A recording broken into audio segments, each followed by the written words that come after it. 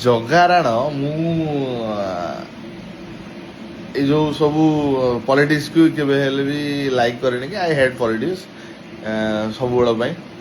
ଆଜି first time ପାଇଁ ମୁଁ ଗୋଟେ ଲେଟ୍ ନାଇଟ୍ରେ ଗୋଟେ ସୁଟ୍ କରୁଛି ଫାର୍ଷ୍ଟ ଟାଇମ୍ ପାଇଁ। ଏଇ ଯୋଉ ଆପଣମାନେ ଜାଣିଥିବେ କି ଯନ୍ତର ମନ୍ତରରେ ମାନେ ଦିଲ୍ଲୀରେ ଯୋଉ ଆମର ପ୍ରୋଟେଷ୍ଟ ହେଉଛି, ଆଉ ଏ ପ୍ରୋଟେଷ୍ଟରେ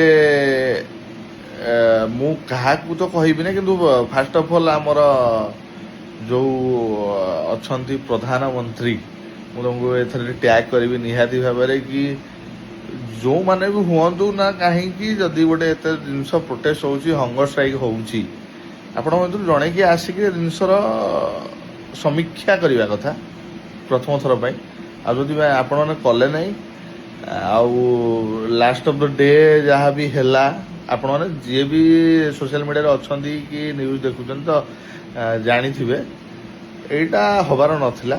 ଆଉ ଯାହା ହଉ ସବୁ ଜିନିଷର ଅନ୍ତ ଘଟେ। ଆଉ ଏ ଜିନିଷର ଆଜି ମୁଁ ଏଇଥିପାଇଁ ବ୍ଲଗ୍ ବନେଇଲି, ଆଜିର ଯେତିକି ମୁଁ ରିଲ୍ସ ୟା ନ୍ୟୁଜ୍ ଦେଖିଛି, ଷଣ୍ଢଙ୍କ ଏଣ୍ଟ୍ରି ହେଇଛି, ଟୋକା ଆଇଛନ୍ତି, ଡଙ୍ଗା ଲାଗିଲା।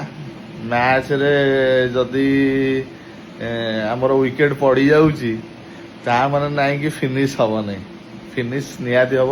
ଫିନିସର ଅଛନ୍ତି, ଭଗବାନ କରନ୍ତୁ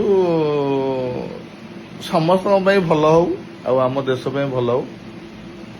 ଜୟ ଜଗନ୍ନାଥ।